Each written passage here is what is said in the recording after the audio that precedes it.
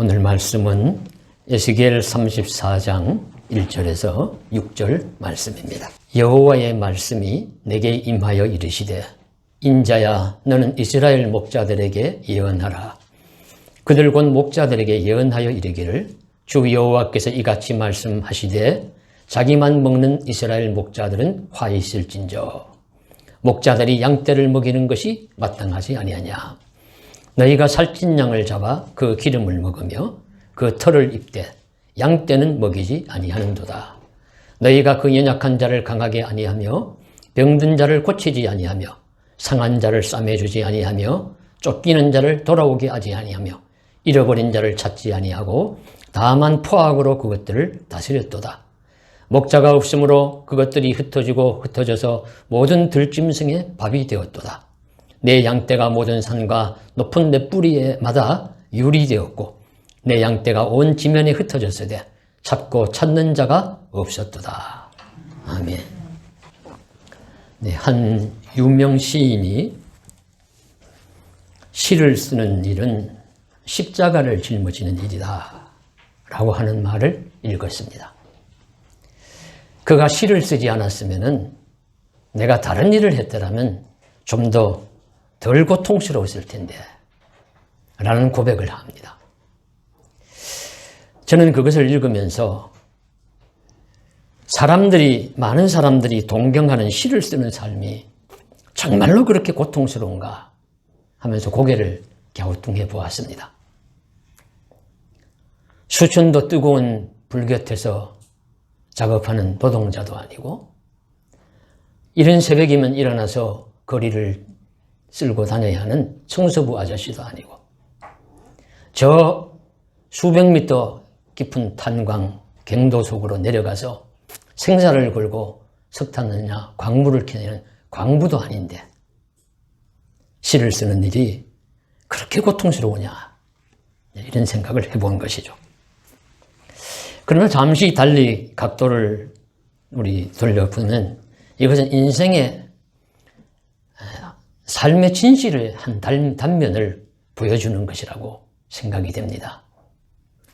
그러니까 무슨 일이든지 좀 멀리서 볼 때는 그저 다른 사람이 하는 일이 그럴듯하고 편한 것 같고 좋은 것 같지만 막상 가장 가까이서 보거나 그 일을 해보면은 쉽지 않다 하는 것입니다. 그래서 그 시인도 자신의 마음에 들만한 시를 쓰기 위해서는 잠을 자지 못하고 뼈를 깎는 고통을 겪어야 하고 그러나 그걸 그렇게 해서라도 그런 작품이 나오면 좋은데 또 나오지 않을 때는 그런 겪는 그 괴로움을 말하지 않느냐 그렇게 짐작을 해보았습니다. 그러면서 우리가 몇 부류의 삶을 헤아려 봅니다. 언뜻 보기에는 농부의 삶이 참 이상적인 것 같습니다. 봄이면 씨앗 뿌리고 가을이면 추수해서 겨울이면 따뜻한 아랫목에서 가족들과 도란도란 이야기를 나누면서 살아가는 삶이 참 이상적이고 행복하게 보여요. 그런데 잘 아시는 바와 같이 농부의 삶을 가까이 가서 보면 이른 봄이면 어른 땅을 일구어야 하고 곡식을 심고 나면은 풀은 가꾸지도 않는데 왜 그렇게 많이 나는지 날마다 뽑아 주어야 하고 거기에다 비가 많이 오면 홍수져서 넘어갈까 비가 오지 않으면 가뭄에 다 죽지 않을까 바람 불면 쓰러지고 넘어질까 또 병충해라도 들면 그해 농사는 다 망하니 소득과 소출이 없어서 고통을 당하고 이런 삶이 농부의 삶이죠. 그리고 하루 종일 농번기가 되면은 허리 한번 펴지 못하고 천도록 일을 해도 일한 양은 많지 않고 할 것은 많고 이런 고단한 삶이 농부의 삶이라고 보면은 그거 농사 아무나 짓는 거 아니야 이런 말을 우리가 하게 됩니다. 종종 TV에 어부들의 이야기나 고기 잡는 이야기가 레크레이션 비슷한 모습으로 나오는데 그것도 한두 번 나가서 하는 일일 때 은빛 물고기를 잡아 올리고 그 물에 걸어 올라오는 수많은 고기떼나 이런 것들을 보면서 즐거워할지 몰라도 실제 어부의 삶은 언제 태풍이 불어와서 생명을 앗아갈지, 베드로, 누가복음 5장에 나오는 베드로 형제처럼 밤새도록 빈 그물질하고 빈 배를 가지고 다시 허탈한 마음으로 돌아오는 그런 걸음이 많아야 할지, 그 생각해 보면 어부의 삶이야말로 인생의 고통과 아픔의 한 단면을 보여주는 그런 삶이라고 보여집니다. 하나만 더 생각해 볼 것은 목자의 삶입니다. 우리가 언뜻 보기에는 목자는 참 우리가 한가하고 여유있고, 우리가 그림들에서 보듯이 목자가 많은 양떼를 거느리고 지팡이를 들고서 그저 푸른 초원위를 거니는 것 같은 그런 모습 보면, 야, 목자의 삶이야말로 정말 한번 해볼 만한 게 아니냐. 그럴지 몰라도 실제 목자들의 이야기를 하는 것을 들어보면은, 책을 읽어보면 목자의 삶이야말로 3D 직종 중에 하나다. 그렇게 이야기해요. 예. 한번 양떼를 이끌고 나가면은 그저 몇 날 며칠, 때로는 수십 일을 집에 한번 들어오지 못하고 들판에서 지내야 하고, 양떼들을 먹이기 위해서는 푸른 초장 쉴만한 물가로 날마다 인도하고 다녀야 되고, 그러니 목욕 한번 제대로 한번 하지 못하고, 음식조차도 집에 들어오지 못하니까 들판 야외에서 떼어야 하고, 날마다 잠을, 그런 좀 불편한 곳에서 잠을 자야 하고, 그런 목자의 삶이라고 보면은 참 힘들고 어렵겠다 하는 것이 충분히 우리에게 짐작이 갑니다. 자, 그럼에도 이 유목민적인 생활을 이스라엘이 하였고, 그래서 이스라엘 사람들에게는 이 하나님과 인간과의 관계나 또 사람의 지도자나 어떤 공동체의 이런과의 관계를 목자와 양의 관계로 비유하는 것이 친근합니다. 익숙합니다. 그래서 하나님과 우리 백성을 목자와 양으로 비유하기도 하고, 어떤 공동체의 그 이론과 지도자를 목자와 양으로 비유하기도 하는데, 바로 오늘 말씀에서는 하나님이 1차적으로 이스라엘 백성들을 양으로 보고, 이스라엘의 지도자, 정치적인 지도자, 왕이나 고관 대작들이나 아니면 종교적인 지도자, 제사장이나 서기관들을 목자라고 보면서 말씀을 하시는 겁니다. 그렇게 비유하면서 특별히 양들에 대해서 뭐 말썽을 피우는 양이냐, 내가 아니면 뭐 말을 잘 듣는 순종하는 양이냐, 그걸 가리는 것이 아니라 양은 그저 이런 양이다 라는 것이 상정이 되어 있고, 목자가 어떤 목자냐 하는 것을 이제 하나님은 말씀을 하시면서, 오늘 말씀해 보시면 이스라엘 목자들에게 예언할지어다, 화 있을진저, 하나님이 화 있을진저 라고 진노하시면서 말씀하시는 그 이스라엘의 목자들이 어떤 목자냐 하는 것을 우리들에게 가르쳐 주시고 있습니다. 오늘 말씀에 이스라엘의 화 있을진저라고 강하게 책망을 받고 하나님의 분노를 일으키는 이스라엘의 목자들은 한마디로 말해서 악한 목자들입니다. 악한 목자들입니다. 그럼 이 악한 목자들은 어떤 목자들이길래, 어떤 삶을 살길래 악하다고 하나님의 화 있을진저라는 책망과 저주의 말씀을 듣느냐, 그것을 우리가 바라보아야 하죠. 첫째로는 악한 목자는 양떼를 잘 먹이지 않고 돌보지 않는 자들입니다. 그래서 2절 하반절에 말씀에 잘 나옵니다. 목자들이 양떼를 먹이는 것이 마땅하지 아니하냐. 예, 목자들은 양떼를 먹이는 것이 마땅합니다. 제1차적인 본분이에요. 사명입니다. 그래서 불철주야로 양을 잘 먹이려고 물을 먹이고 꼴을 먹이고 하려고 힘을 쓰는 것이 목자들의 일입니다. 그런데 그것을 하지 않는 목자는 악한 목자다, 그렇게 말씀하시고 있죠. 그러면서 3절에 보시면은 너희가 살찐 양을 잡아 그 기름을 먹으며 그 털을 입되 양떼는 먹이지 아니하는도다. 양떼를 먹이지 않을 뿐만 아니라 오히려 그 양떼를 잡아먹어요. 오늘 말씀해 보시면 잡아먹는다. 살찐 양을 잡아 그 기름을 먹으며 그 털로 옷을 만들어 입고 자기만을 위해서 살아가는 겁니다. 양들의 삶은 아랑곳 없고 자기만을 위해서 사는 겁니다. 그런 목자는 악한 목자입니다. 마치 고양이에게 생선 지키라고 한 것과 같다. 그래 비유할 수 있죠.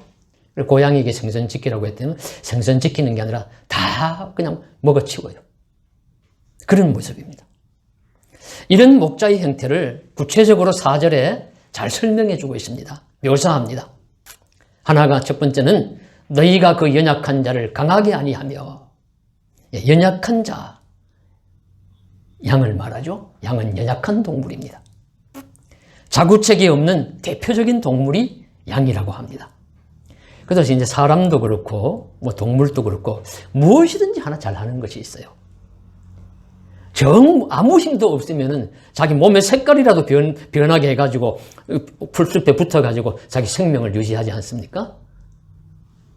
아니면은 뭐 힘이 없으면 뿔이 있든지, 뿔이 없으면 이라도 강하든지, 아니면 뭐 도망을 잘 쳐서 달리기라도 잘하든지, 그것도 못하면 새가 되어서 날개가 돼서 공중으로 날아가서 피하든지, 뭐 그렇게라도 할 터인데, 양은 그런 것 아무것도 없는 존재라고 해요. 양이야말로 정말 강한 힘이 있는 것도 아니고, 그리고 무서운 뿔이 있는 것도 아니고, 뉴질랜드나 호주에 가면은 뿔이 있는 양들이 있다고 합니다. 그러면 아이고 저 양은 강하겠네. 그래 강한 것이 아니고요. 그 양도 약하기는 마찬가지라고 해요. 그 뿔을 어디에다 쓰느냐? 자기들끼리 싸울 때 쓴다고 해요. 그러니까 미련한 것이고, 자기들끼리 다른 득들과 싸울 때 쓰는 게 아니라 그 뿔을 가지고 자기 양들끼리 싸울 때는 사용하지, 다른 데는 아무 소용도 없는 그런 것이 바로 양들입니다. 양은 자기 보호를 못해요. 양이 살아갈 수 있다면은 목자가 지켜줄 때입니다. 목자가 돌보아 줄 때, 약한 양들을 강하게 돌보아 줄 때만이 양은 생명을 유지하고 살아갈 수가 있습니다. 그런데 그것을 목자가 하지 않으면 이 악한 목자, 화 있을 진저의 하나님의 대상이 되는 목자인 것이죠. 그래서 악한 목자는 연약한 자를 강하게 하지 아니하며 그렇게 말씀합니다. 그 다음에 두 번째로는 악한 목자는 병든 자를 고치지 아니하고 상한 자를 싸매어 주지 않는다고 말씀합니다. 동물이든 식물이든 세상에 존재하는 생명체는 자칫하면 병들고 상할 위험에 노출되어 있습니다. 그래서 뭐 동물도 마찬가지고 식물도 마찬가지고 살아있는 것은 항상 병들 수 있고 상처받을 수 있어요. 그래서 이 양들도 마찬가지죠. 그래서 상처받기 쉽고 병들기 쉬운데 그 양들을, 그런 양들이 있으면 목자가 찾아가서 고쳐주고 싸매주고 안아주고 해야 하는데 악한 목자는 그렇게 하지 않는다. 그런 말씀을 가르쳐 주십니다. 또한 악한 목자는 쫓기는 자를 돌아오게 하지 아니하며 잃어버린 자를 찾지 않는다. 그렇게 지적하십니다. 양들도 다른 동물들에게 쫓길 때가 많이 있죠. 양이 튼튼한 양의 우리에 있을 때 평안한 이유는 양의 우리가 돌보아 주고 있고 또 그 양의 우리를 목자들이 지켜주기 때문입니다. 그래서 다른 짐승들이 공격을 막아주어요. 근데 양이 양의 우리에 있지 않거나 이제 양떼들 속에 있다 하더라도 목자가 24시간 지켜주지 꼭 옆에 못 있으니까 잠시 자리를 비울 때 어떻게 됩니까? 그러면 그때 하필이면 아주 무서운 짐승들이 공격해 오면 양떼들이 흩어지죠. 이리저리 도망을 갑니다. 그래도 살려고 도망을 가는데 이 양의 또 특성 중에 하나가 방향 감각이 없다고 해요. 양들은 자기가 무슨 방향을 찾아가지고 뭐 이렇게 가거나 하는 것이 아니라 그저 목자를 따라가고 다른 양떼들 따라갈 뿐입니다.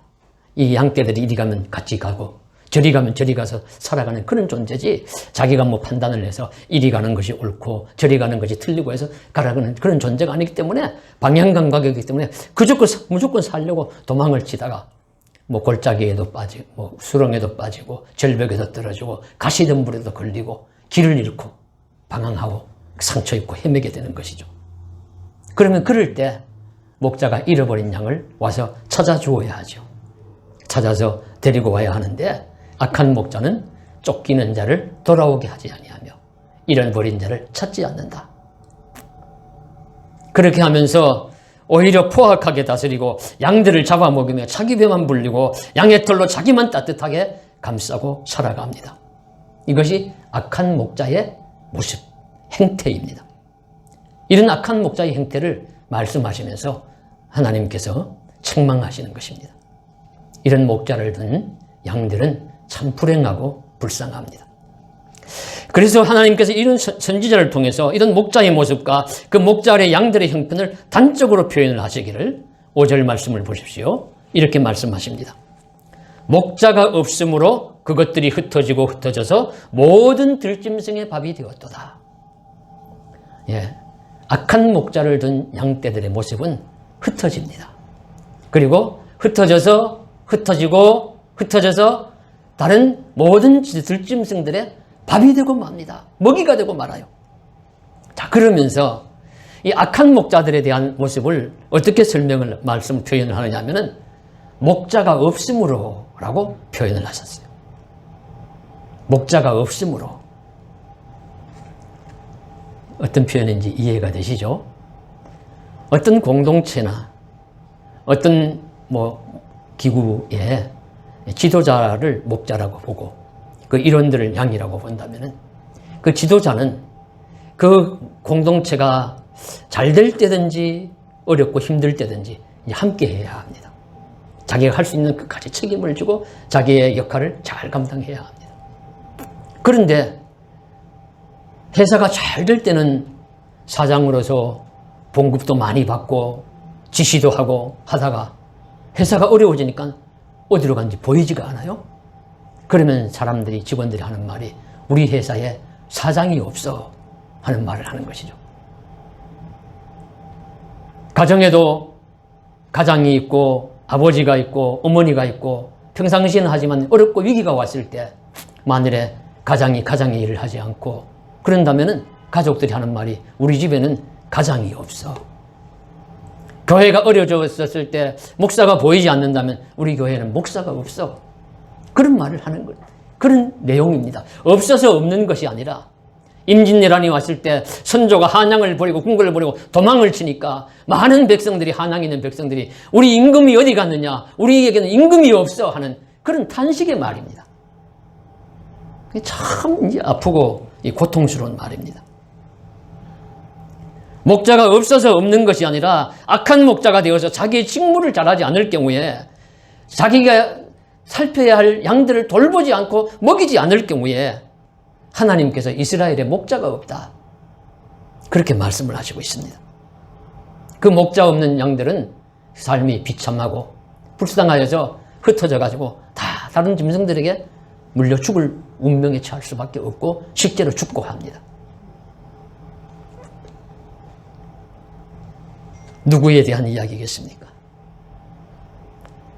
실제로 있는 그 이스라엘의 양과 목자에 대한 이야기가 아니라 당시에 정치 지도자인 왕과 종교 신앙의 지도자인 제사장 서기관들과 인류 선지자들을 향해서 하는 말씀들입니다. 목자가 없다. 실제로는 목자가 없다, 이 나라에. 왜냐하면 그들은 백성이 약할 때 강하게 하지 않고 병들었을 때 고쳐주지 않고 상하고 쫓길 때 찾지 않았습니다. 양을 잘 먹이고 기르기는커녕 자기 배만 불리며 목자가 양을 잡아먹는 것처럼 그들을 강탈할 뿐입니다.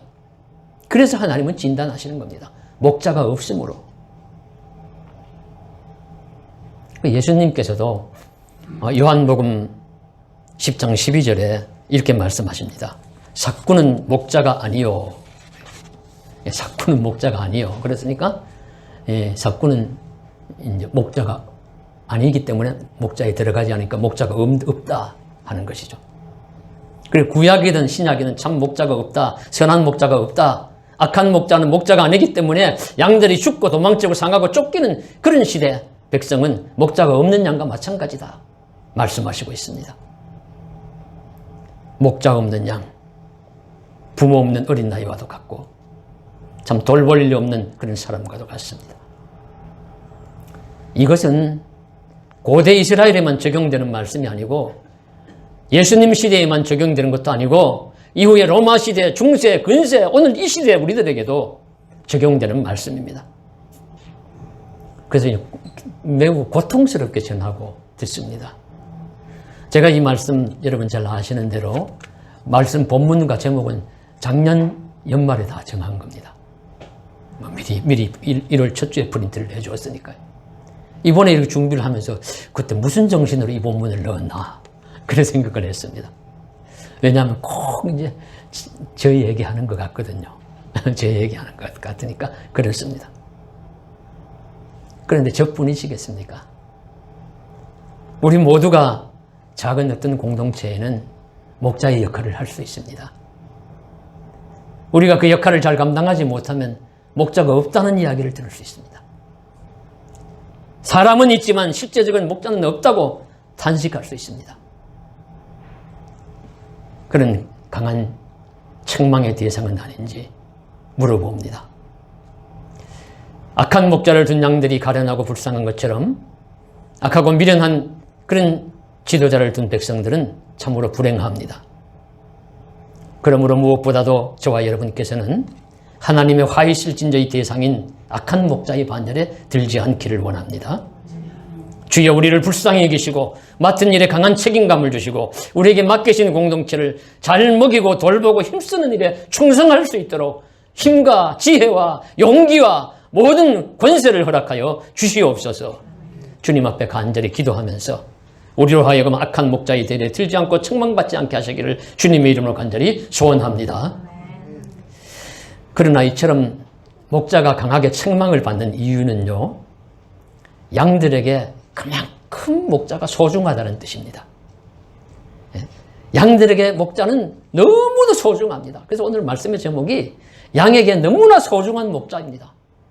왜냐하면 말씀드린 바가 양은 연약한 존재고 방향 감각을 모르는 존재고 자기 자구책이 없는 그런 존재이기 때문에 목자가 없으면 양은 못 살아요. 살아갈 수가 없어요. 목자가 없으면 그저 건강할 수도 없고 목자가 없으면은 편안할 수도 없고 목자가 없으면은 그저 뭐 생명조차도 살아갈 수 없는 그런 존재입니다. 양의 생명과 안정과 평화와 행복은 오직 목자에게 달려 있습니다. 목자가 그만큼 중요하다. 그러니 목자를 하나님이 책망하시는 겁니다. 그럼 책망하시는 그 편에는 반대로 이 악한 목자가 있다면 선한 목자가 있으니 선한 목자의 삶을 살라는 메시지를 주시는 것이죠. 그럼 이 선한 목자는 악한 목자의 반대입니다. 간단합니다. 악한 목자는 양을 버리고 먹이지 않지만 선한 목자는 양들을 먹이고 돌봅니다. 바로 하나님과 같은 목자이십니다. 유명한 시편 23편 여호와는 나의 목자시니 내게 부족함이 없으리로다. 그가 나를 푸른 풀밭에 쉴만한 물가로 인도하시는도다. 이런 목자, 선한 목자입니다. 사실 양들도 모습이 하나가 아닙니다. 잘 아시는 바와 같이 이런 꽃들, 단나무의 꽃들도 모양이 다 다릅니다. 아마 정확하게 보면 같은 나무에 있는 나뭇잎조차도 다 다르다고 해요. 그러니 한 개체인 사람이든 양이든 동물이든 뭐 비슷하게 보여도 다 다른 것이죠. 형편이 다르다는 뜻입니다. 습관이 다르고 행동하는 모양이 다르고 그리고 삶의 형편, 모습이 다 다릅니다. 그런 것들을 하나하나 일일이 돌보아 주어야 한다는 것은 결코 쉬운 일이 아닙니다. 이건 누구나 선한 목자가 될 수 있다는 말씀이 아닙니다. 선한 목자가 되기 어렵다는 말씀이죠. 그러나 선한 목자는 그런 것들을 다 하나하나 세심하게 살펴주고 다 알고서 다 돌보아 줍니다. 배고픈 양은 먹여주고 상처받은 양은 싸매어주고 길 잃은 양은 찾아오고 그리고 심지어 아주 오래전에 읽은 양과 목자라는 책이 있는데 그 책에 기억이 나는 것이 이 양들 중에는 이제 너무 못 먹어서 말라도 문제지만은 너무 살이 쪄도 문제라고 해요. 왜냐하면 살이 찌면 다리는 작고 몸에 살은 쪄가지고 잘 넘어진다고 합니다. 딩 넘어져서 완전히 뒤집히지면은 또 스스로 일어나지는 못한대요. 그죠? 뭐 이렇게 둥그려서 일어날 것 같은데 못 일어나서 그 허공에다 발을 덩덩 구르면서 그냥 뒤집힌 채로 있으면 그냥 양떼들이 가버리고 목자가 가버리면 들짐승의 밥에 대고 죽거나 그러는 거죠. 그러니까 목자가 그런 양이 있으면 또 찾아가서 그런 양은 또 이렇게 세워주고 운동을 시켜주고 해서 살아가게 해야 돼요. 이렇게 양들의 형편이 다 각각 다른데 선한 목자 하나님은 그런 양들을 다 돌보아 주십니다. 그래서 요한복음 10장에 예수님께서 내가 양들을 알고 각각 그 이름을 불러가지고 양의 우리에 드리고 나가게 하면서 꼴을 주어 먹고 또 살게 하신다. 생명을 주신다. 그렇게 말씀을 해 주십니다. 그래서 우리가 시편 23편 말씀을 너무 좋아하지 않습니까? 먹이고 입히시는 하나님뿐만 아니라 음침한 골짜기로 지나갈 때도 살려주시는 하나님. 그리고 원수의 목전에서 상을 베풀어 주셔서 항상 큰아기 차려주셔가지고 나로 하여금 자존감을 높게 해주시는 하나님. 나중엔 영원히 여호와의 집에서 살게 하신 그 하나님을 찬송하면서 내 인생을 그 말씀에 비추어 돌아보면서 감사하고 기뻐하고 그리고 자족하면서 하나님 앞에서 신앙 고백하면서 그 말씀처럼 되기를 간절히 원하는 것입니다. 그래서 우리 또 말씀 10편 23편의 말씀처럼 선한 목자 하나님을 만나면 문제 끝, 인생 어려운 문제 해결입니다. 그런 목자 하나님을 만나서 그분을 따르는 인생 여정 되어서 생명의 길, 평강의 길을 저와 여러분이 걸어가셔야 될 줄로 믿습니다. 둘째로 선한 목자는 양을 잡아먹거나 자기만 배부르는 것이 아니라 오히려 양을 위해서라면 자기 목숨까지도 버린다. 그런 자가 선한 목자입니다. 양을 잡아먹는 목자는 있을지 몰라도 양을 위해 목숨을 버리는 그런 목자가 어디 있을까? 그렇게 의문할 수 있지만 책임감이 강하고 하나님께 받은 소명의식이 강한 목자는 양을 위해서 목숨까지도 버리는데 바로 예수님이 그런 선한 목자이십니다. 요한복음 10장 11절에 나는 선한 목자라 나는 양들을 위해 목숨을 버리거니와 그렇게 말씀하십니다. 예수님이 분명히 스스로 말씀하신 겁니다. 이 한 말씀 한마디에는 많은 것들이 들어있습니다. 자신의 생명까지도 바칠 정도로 양을 사랑하고 돌본다면 양이 어떤 형편에 처할지라도 외면하지 않는 목자라는 말씀입니다. 실제 예수님은 선한 목자로서 양들인 제자들을 위하여 목숨을 버리셨습니다. 그를 믿는 성도들을 위해서 목숨을 주셨습니다. 자신을 믿고 따르는 이 땅의 모든 자들을 위하여 십자가를 지심으로 목숨을 버리셨습니다. 그러므로서 양들과 같은 모든 믿는 자들에게 새 생명을 주셨고 평강을 주셨고 인생을 의미 있고 복되게 살아가도록 하셨습니다. 예수님은 살도 피도 다 주셨고 은혜와 복도 주셨습니다. 선한 목자 되신 주님은 모든 양들에게 자신의 모든 것을 주기를 원하십니다. 의인도 죄인도 남자도 여자도 피부색과 관계없이 누구든지 나를 믿고 내게 인생길을 맡기면 내가 돌보아 줄 것이다. 선한 목자이시니까요. 그 중에 우리도 들어있습니다. 그 예수님은 우리를 돌보고 품어주십니다. 그러므로 선한 목자 되신 주님께 양처럼 인생을 맡고 의탁해야 합니다. 모든 짐을 맡기십시오. 모든 길을 의지하십시오. 목자는 그것을 기다리고 좋아하십니다. 목자는 양들이 자기 품에 들어오기를 원하잖아요. 그냥 말 안 듣고 빽빽 그냥 저렇게 다니기를 좋아할 목자는 없을 겁니다. 그러니 우리의 인생길을 주님 앞에 맡겨라. 끊임없이 믿고 의지하라고 하십니다. 그런 양들이 되셔서 선한 목자 주님의 품 안에 우리 안에 있는 저와 여러분 되시기를 간절히 소망합니다.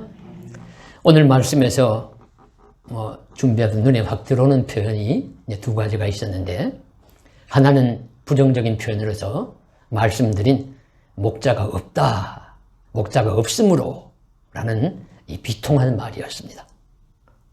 그런데 또 하나 긍정적인 표현으로 저를 사로잡은 말씀은 6절 말씀입니다. 6절 말씀에 첫 한 단어죠. 내 양떼가 라는 말씀이에요. 내 양떼가. 내 양떼가.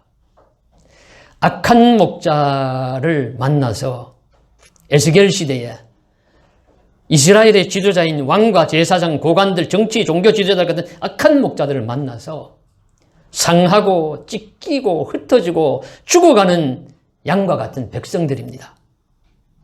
그런데 그들을 향해서 하나님이 내 양떼라고 표현을 하십니다. 내 양떼가. 사람들은 버렸을지 모르지만 사람 인생 지도자는 그들을 버렸고 돌보지 않을지 모르지만 하나님은 내 양떼라 말씀하시니까 돌보아 주신다는 의미입니다. 악한 목자를 만나서 살 곳을 잃고 이곳저곳 유리되고 흩어져 있는데, 그리고 그들을 찾는 이가 없어 죽거나 곤고한 삶을 살아갈 수밖에 없는 가련하고 불쌍한 양들인데, 그럼에도 불구하고 그들은 이제 누구의 양이냐? 하나님은 바로 내 양이라고, 내 양떼라고 말씀하십니다. 이것은 버림받은 양들에 대한 하나님의 안타까움의 표현이면서 그들을 구원하시어 자신의 양으로 돌보시겠다는 희망의 말씀입니다. 소망의 언어입니다. 이것은 마치 길 잃고 헤매는 양을 목자가 찾아서 어깨에 메고 돌아오는 장면을 상상시킵니다. 그래서 누가복음 15장에 100마리 양이 있는데 99마리밖에 없고 한 마리를 목자가 잃어버렸어요. 99마리를 우리에 두고 찾으러 다닌다고 합니다. 이곳저곳 찾아다니다가 양을 찾으면은 목자가 이놈의 양, 왜 그렇게 속을 썩이느냐? 좀 한 대 맞아라 하면서 회초리로 때리거나 아니면 그저 목에다가 줄을 걸어가지고 이렇게 끌고 오거나 하는 것이 아니라 찾고 찾은 즉 어깨에 메고 돌아온다. 그 찾은 양에 대해서 어깨에 메고 가슴에 안고 그렇게 돌아온다고 해요. 상처받고 두려워하고 그냥 또 온갖 데 뒹굴었을 테니까 너무도 추하고 더러운 양인데 그거 개의치 않고 어깨에 메고 가슴에 안고 돌아옵니다. 왜? 그 목자의 양이니까 그렇습니다. 목자는 자기 양이니까 그렇게 합니다. 목자의 양이기 때문에 그 목자는 그 양을 내 양이기 때문에 안고 돌아옵니다. 이런 모습을 이사야 선지자를 통해서도 하나님은 말씀하시기를, 이사야 43장 1절에 야곱아 너를 창조하신 여호와께서 지금 말씀하시니라, 이스라엘아 너를 지으신 이가 말씀하시느니라, 너는 두려워하지 말라. 내가 너를 구속하였고 내가 너를 지명하여 불렀나니 너는 내 것이라. 아멘. 예, 너는 내 것이라는 말씀은 너는 내 양이라, 그런 말씀이죠. 너는 내 양이라. 너는 내 양이기 때문에 이제 내가 너의 삶을 책임져 주겠다 하고 말씀하십니다. 그리고 실제로 돌보아 주십니다. 그러므로 우리가 악한 목자의 손에서 버림받았다 하더라도 낙심하지 말 것은 선한 목자 되신 하나님이 우리를 내 양이라고 다시 찾으실 것이고 싸매시고 업으시고 안으시고 돌보아 주실 것이기 때문입니다. 너는 내 양이라는 이 소망의 언어와 약속을 저와 여러분께서 믿으시고 하나님은 결코 우리를 버리지 아니하시고 돌보아 주실 것이란 소망을 붙드실 수 있기를 간절히 바랍니다. 우리는 무엇보다도 하나님 앞에서는 한 마리의 양이 되거나 선한 목자 되신 예수님의 공동체의 일원이 되어야 합니다. 살 길이 하나님의 양이 되는 길이에요. 하나님의 양이 우리에 있는 것입니다. 예수님의 우리에 있어야 합니다. 그것이 우리 살아가야 길입니다. 양에게는 목자가 소중합니다. 양의 삶과 죽음이 평안과 위기나 불안이 오직 목자에게 달려 있습니다. 그러므로 양 같은 우리의 삶에 무엇보다도 소중한 존재, 목자라는 사실을 우리가 깨닫고 그 선한 목자 되신 예수님 앞에 우리가 늘 함께 그 품에 안기고 그의 눈앞에 있고 그가 걸어가는 그 길을 따라가면서 살면은 푸른 초장으로 쉴만한 물가로 우리를 인도해 주실 줄로 믿습니다. 그런 복된 삶이 저와 여러분이 함께 하시기를 간절히 소망합니다. 기도드리겠습니다. 하나님 아버지, 이스라엘의 에스겔 시대의 목자는 자기 양떼를 먹이지 아니하고 돌보지 않았습니다. 그들이 연약할 때 우리 강하게 해주지 않았고, 병들었을 때 치료해주지 않았고, 쫓기어 도망쳤을 때 찾아오지 않았습니다. 그래서 악한 목자라고, 화 있을진저라고 책망하십니다. 양심이 좀 많이 찔리고 이런 말씀을 들으면서 말씀에 자신을 대입해 볼 때 하나님, 그저 하나님 앞에 연약한 불쌍한 존재인 우리 자신에 대해서 고백할 수밖에 없습니다. 불쌍히 여겨주시고 다시 새 힘을 주시고 새 소망을 주시고, 그러나 또 선한 목자도 계시고 선한 목자 되신 주님이 계시고 그 주님 앞에 우리 또 한 마리 양이라는 사실을 알고 선한 목자로서 우리 끝까지 우리 삶을 책임져 주시고 돌보실 하나님 앞에 우리 인생길 의지하고 맡깁니다. 주여, 병균도 침입하지 못하도록 막아주시고 환난과 풍파도 이겨낼 수 있도록 힘을 주시고 생명길 걸어갈 수 있도록 역사해 주시고 무엇보다도 우리 기도에 응답해 주옵소서. 주 예수님 이름 받들어 간절히 기도드리옵나이다. 아멘.